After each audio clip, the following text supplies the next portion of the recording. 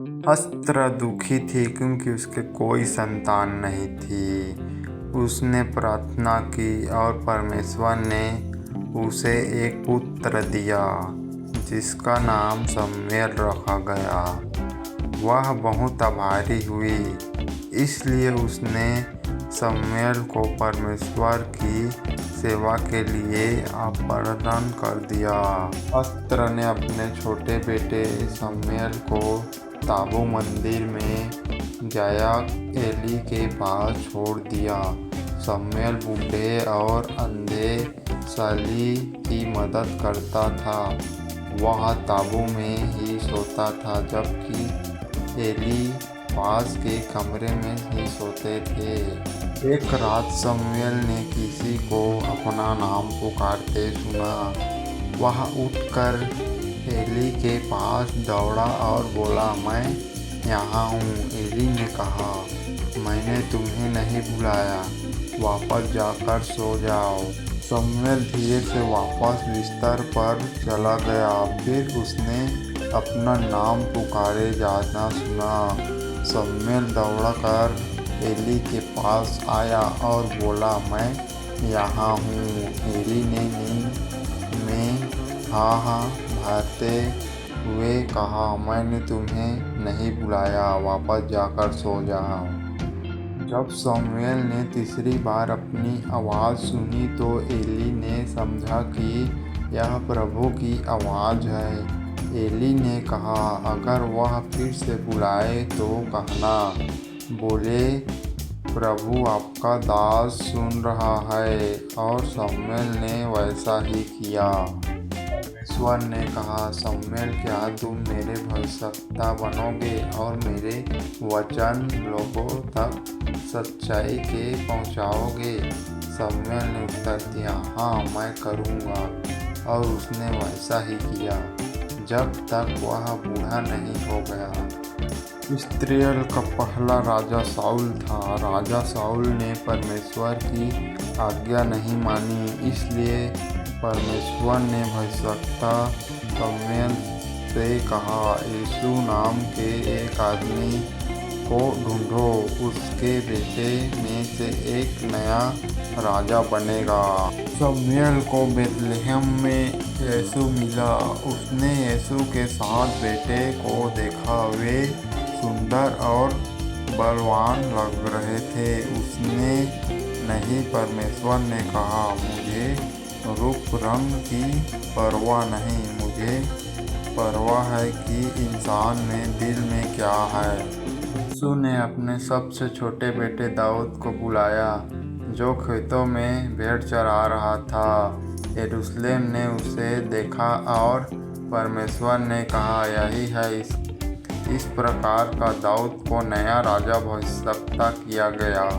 कुछ समय बाद इस्राएलियों का पलिश्तियों के युद्ध हुआ। एक विशाल पलिश्ती सैनिक जिसका नाम गोलियत था, उसने इस्राएलियों को ललकारा कि वे अपने बीच से किसी वीर को भेजे जो उसे लड़ सके। लेकिन इस्राएली सब बहुत डर गए। दाऊद अपने भाइयों के लिए, जो सेना में था, खाना लेकर आया। उसने गोलियत की चुनौती सुनी और वह नहीं डरा। दाऊद ने कहा, वह कैसे परमेश्वर की सेना का अपमान कर सकता है? मैं उसे लड़ूंगा। राजा शाऊल यह सुनकर आश्चर्यचकित हुआ और उसने दाऊद को अपना कवच पहनाने की पेशकश की। लेकिन दाऊद ने कहा, नहीं, परमेश्वर ने मेरी सहायता की थी जब मैंने जंगली जानवरों को मारा था। वही परमेश्वर मुझे गोलियत पर विजय दिलाएंगे। तब दाऊद ने 5 पत्थर और एक गुलट लिया। क्या मैं कूदता हूँ? गोलियत गरजा। तुम मुझे लड़ने के लिए यहाँ डंडे जैसे लड़का भेजते हो? दाऊद ने उत्तर दिया, तेरे पास भाला और तलवार है, पर मेरे पास इस्राएल के परमेश्वर की सहायता है।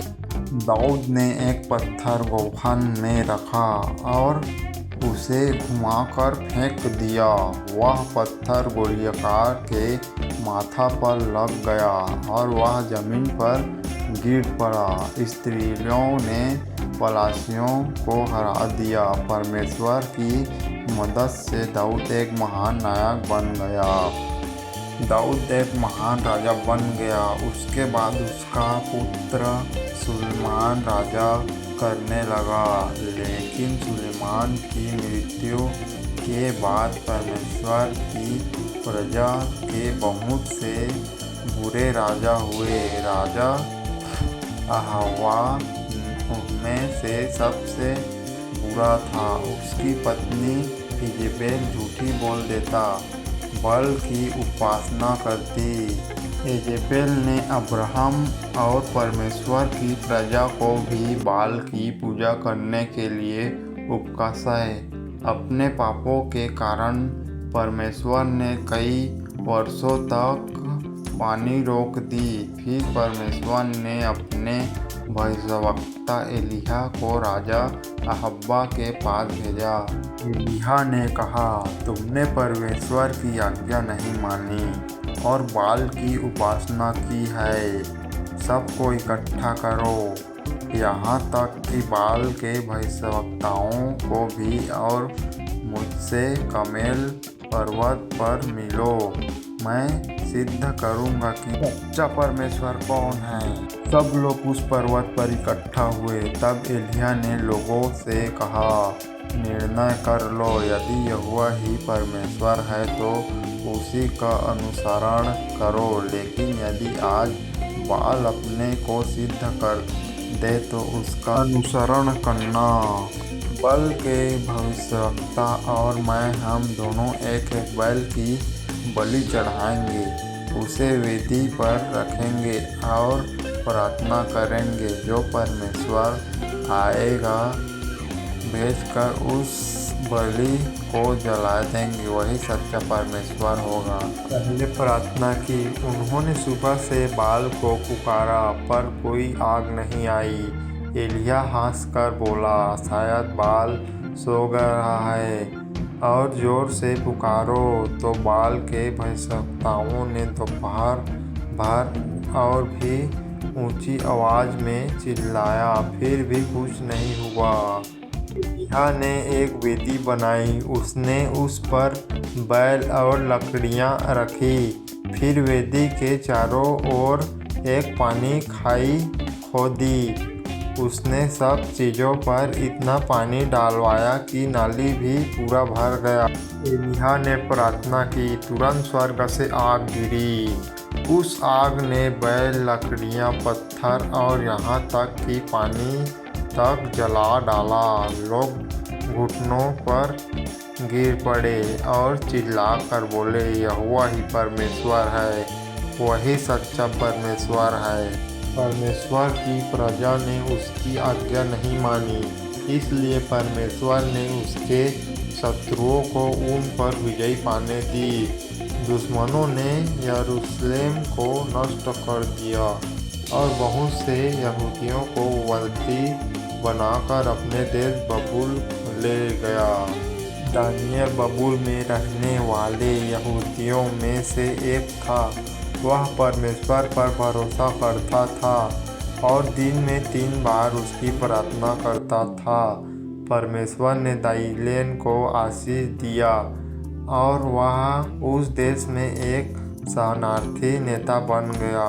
कुछ नेता दानियेल से जलने लगे। उन्होंने एक नया नियम बनवाया कि लोग केवल राजा दारियुस की ही प्रार्थना करें। जो कोई इस आज्ञा को तोड़ेगा उसे शेरों की गुफा में डाल दिया जाएगा। राजा दारियुस ने इस नियम को मान लिया। दानियेल फिर भी परमेश्वर से प्रार्थना करता रहा। इस कारण उसे पकड़ा लिया गया। राजा दारियुस बहुत दुखी हुआ क्योंकि वह दानियेल को पसंद करता था। उसे समझ आया कि उसे के साथ चली गई है, पर वह नियम को बदल नहीं सकता। इसलिए दानियल को शेरों की गुफा में डाल दिया गया। शेर गरजते हुए दानियल के पास आया। तभी परमेश्वर ने एक स्वर्गदूत भेजा। उस स्वर्गदूत ने शेरों के मुंह बंद कर दिए। इस तरह दानियल पूरी रात गुफा में रहा, लेकिन उसे कोई नुकसान नहीं पहुंचा। सुबह होते ही राजा दरियुस दानियल को देखने दौड़ा। दानियल ने कहा, परमेश्वर ने एक स्वर्गदूत भेजा जिसने मेरी रक्षा की। राजा बहुत खुश हुआ। दानियल को शेर की गुफा से बाहर निकाला गया। फिर राजा दरियुस ने दानियल के शत्रुओं को शेरों की गुफा में डलवाया। शेर ने उन्हें तुरंत खा लिया। उसके बाद राजा दरियुस ने अपने पूरे राज्य के लोगों को आज्ञा दी कि वे दानियल के सामर्थी और जीवित परमेश्वर का आदर करो। यीशु मसीह का कार्टून वीडियो कैसे लगा कमेंट में बताओ और चैनल को सब्सक्राइब करके जाओ। धन्यवाद।